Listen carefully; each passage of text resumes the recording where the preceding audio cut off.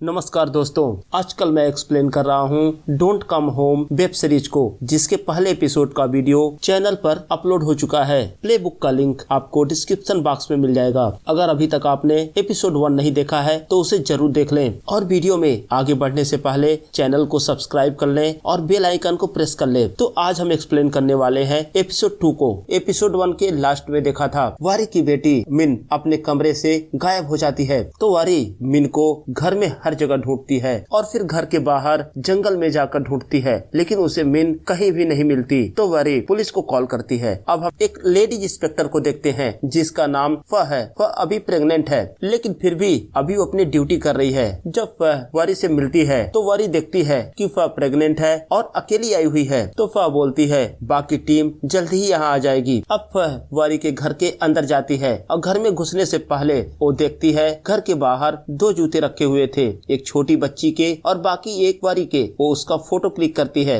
अब इंस्पेक्टर वारी से मिन की डिटेल पूछती है, तो वारी बताती है कि मेरी बेटी का नाम मिन है और उसकी उम्र 5 साल है। उसकी हाइट 3.5 फीट है और उसका वजन 17 किलो है। अब इंस्पेक्टर वारी से बोलती है कि हमें मिन का एक फोटोग्राफ चाहिए होगा। तो वारी बोलती है मेरे पास अभी तो कोई फोटोग्राफ नहीं है। वारी की बात सुनकर इंस्पेक्टर को अजीब लगता है, ऐसे कैसे एक माँ के पास उसके बेटी का एक भी फोटो नहीं है। तो वारी बोलती है मेरा पुराना फोन खो गया जिसमें मिन के सारे फोटोग्राफ थे। तो इंस्पेक्टर पूछती है ठीक है, आपके पास फोन में नहीं है, किसी सोशल साइट पे जैसे फेसबुक और कहीं पर हो। तो वारी बोलती है मैं सोशल साइटों पर एक्टिव नहीं रहती। अब इंस्पेक्टर पूछती है कि जब आपकी बेटी गायब हुई तो आप कहाँ थी। तो वारी बोलती है उस समय मैं नीचे चेयर पे बैठी हुई थी और बैठे बैठे ही नींद आ गई। जब घड़ी में 3 बजा तो मेरी नींद खुली और तभी मैंने मिन को चिल्लाते हुए सुना, और जब मैं उस कमरे में गई तो देखी मिन का बेड हवा में लटका हुआ था और फिर एकाएक दरवाजा बंद हो गया।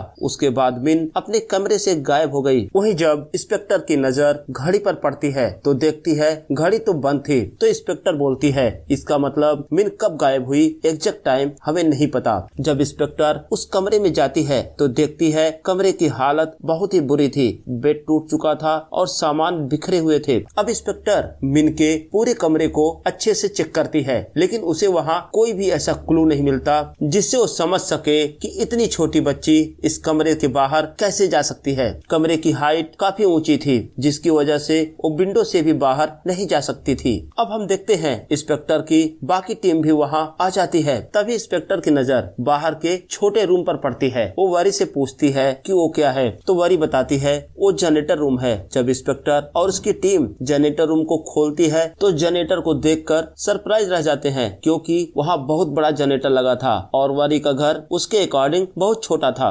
इंस्पेक्टर वारी से पूछती है कि इतने छोटे घर के लिए इतने बड़े जनरेटर की क्या आवश्यकता थी। तो वारी बोलती है मुझे नहीं पता, ये जनरेटर मेरी माँ ने सेटअप कराया था। तो इंस्पेक्टर पूछती है कि हाल फिलहाल में आपने अपने घर के आसपास किसी अजनबी को देखा था क्या। तो वारी बताती है हाँ, कल मिन ने जंगल में किसी को देखा था, लेकिन मैंने नहीं देखा। जब इंस्पेक्टर जंगल में जाकर देखती है तो उसे वहाँ कुछ पैरों के निशान मिलते हैं, लेकिन वो पैरों के निशान मिन और वरी के थे। वहीं इंस्पेक्टर नोटिस करती है कि वरी के कपड़ों पर खून लगा होता है। हालांकि वरी उनको बताती है कि रात में वो अपनी बेटी को ढूंढते हुए गिर गई थी और जिसकी वजह से उसके कपड़ों पर एक खून के धब्बे लग गए हैं। तो इंस्पेक्टर वापस उसके घर में आती है तो देखती है मिन के कार का नंबर बैंकॉक का होता है। वो वरी से पूछती है कि क्या आप बैंकॉक से कार ड्राइव करके आई हो। तो बताती है हाँ। तो इंस्पेक्टर बोलती है मुझे पूरी डिटेल चाहिए, आप अपने घर से किस टाइम निकली, रास्ते में कहाँ कहाँ रुकी। तो वरी बताती है रास्ते में मैं एक पेट्रोल पंप पर रुकी थी। वो पेट्रोल पंप की डिटेल पुलिस वालों को देती है। तभी हम देखते हैं वहाँ नथी आ जाता है और पुलिस वालों को देखकर पूछता है कि आखिर यहाँ चल क्या रहा है। तो पुलिस ऑफिसर पूछती है कि क्या आप इनकी बेटी को जानते हो। तो नथी बोलता है नहीं, मैंने तो सिर्फ वरी को ही देखा था, मैंने वरी की बेटी को कभी नहीं देखा। तो इंस्पेक्टर वरी से पूछती है कि आखिर बात क्या है, क्या सचमुच तुम्हारी बेटी मिसिंग है, क्योंकि ना तो तुम्हारे पास उसका कोई फोटोग्राफ है और ना ही किसी ने उसे यहाँ देखा है। तो वरी बोलती है मेरे पास मेरी बेटी के कपड़े हैं, उसका जूता है, तो क्या ये सबूत काफी नहीं है मेरी बेटी को साबित करने के लिए। तो इंस्पेक्टर बोलती है नहीं, कपड़े होना किसी के होने का सबूत नहीं होता, पहले आप ये साबित करो कि आपकी बेटी यहाँ आई थी या नहीं, इसके बाद ही हम इस केस पर काम कर पाएंगे। तो इंस्पेक्टर वरी को अपना कांटेक्ट नंबर लिखकर एक पर्चे पर देती है और बोलती है है कभी जरूरत हो तो कॉल करना। अब पुलिस वालों के जाने के बाद वरी वही बैठकर रोने लगती है तो नत्थी चाचा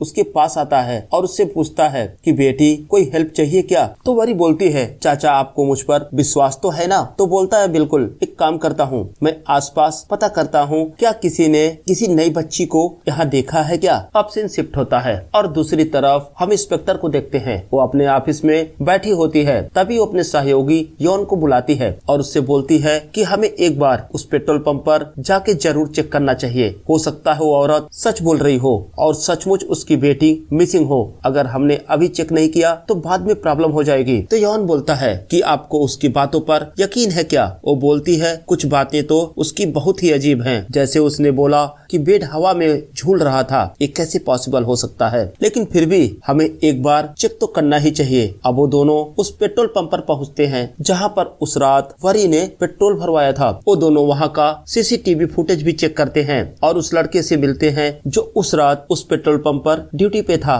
वो लड़का बताता है कि मैंने सिर्फ उस औरत को देखा था, मैंने उसके साथ किसी भी बच्ची को नहीं देखा। और वो देखता भी कैसे, मिन तो उस समय कार के अंदर छिपी हुई थी। उसके बाद वो दोनों स्टोर रूम का भी सीसीटीवी फुटेज चेक करते हैं, लेकिन उन्हें कहीं भी मिन नहीं दिखती। फाइनली पुलिस वालों को एक कैमरे का एंगल मिलता है जिसमें वो देखते हैं वरी कार के अंदर बैठी होती है और किसी से बातें कर रही होती है, लेकिन वहाँ उन्हें वरी के अलावा कोई नहीं दिखता। तो यौन बोलता है मुझे लगता है वो अपने आप से बातें कर रही है और हो सकता है ये सब उसकी इमेजिनेशन हो, उसके साथ उसकी बेटी यहाँ आई ही न हो। खैर अब वो दोनों वापस आ जाते हैं और हम देखते हैं इंस्पेक्टर फा अपने सीट पर बैठी होती है। तभी उनका सीनियर वहाँ आता है और बोलता है कि केबिन में आओ, तुमसे कुछ बातें करनी है। और इधर यौन बाहर स्मोक करने जाता है तो दो कांस्टेबल आपस में बातें करते हैं कि इंस्पेक्टर फा बहुत जल्दी ही प्रमोशन पा गई क्योंकि उसका यहाँ के सुपरिटेंडेंट के साथ में चक्कर चल रहा है। तो यौन उन दोनों को डांटता है और बोलता है कि अगर एक लड़की आगे बढ़ रही है तो तुम दोनों को क्या प्रॉब्लम है। और दूसरी तरफ हम देखते हैं इंस्पेक्टर फा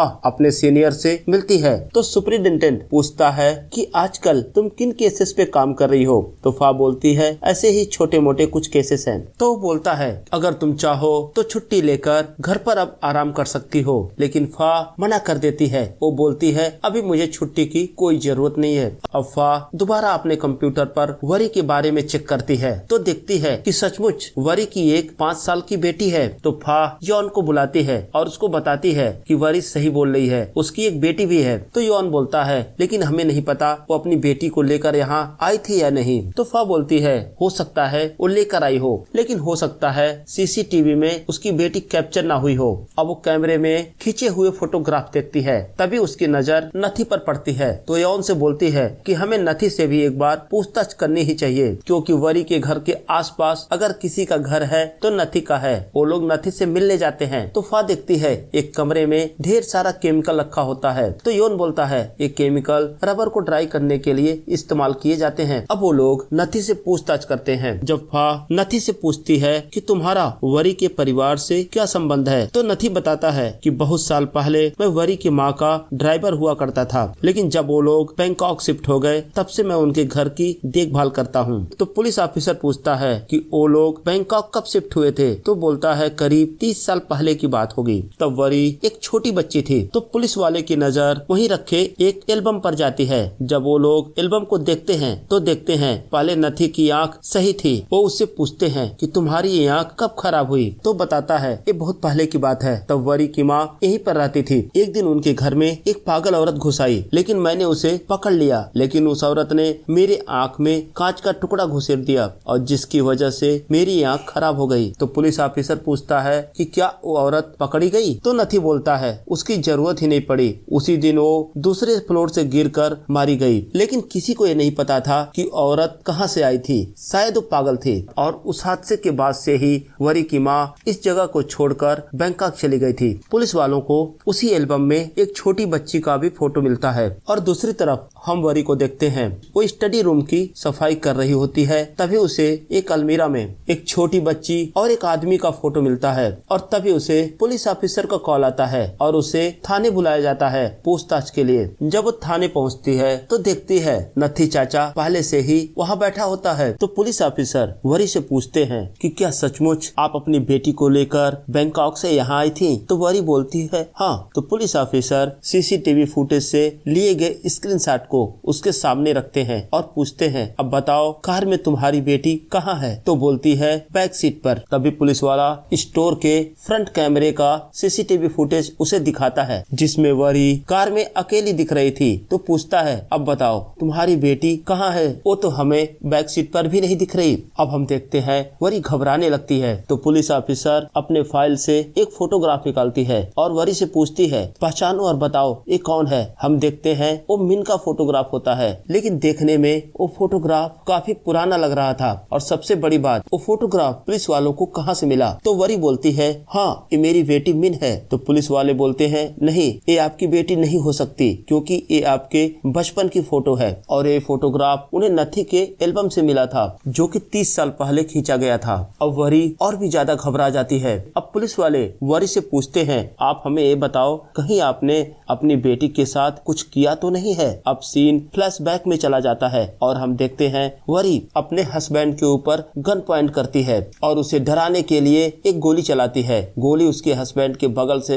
होकर पीछे के दरवाजे पर लगती है और तभी कैमरे का एंगल चेंज होता है। हम देखते हैं दरवाजे के पीछे तो मिन बैठी थी और इसी के साथ एपिसोड 2 यहीं पर समाप्त हो जाता है। तो दोस्तों अगर आपको ये वीडियो पसंद आया हो तो वीडियो को लाइक करें और चैनल को सब्सक्राइब करें। तो मिलते हैं अगले वीडियो में। जय हिंद दोस्तों।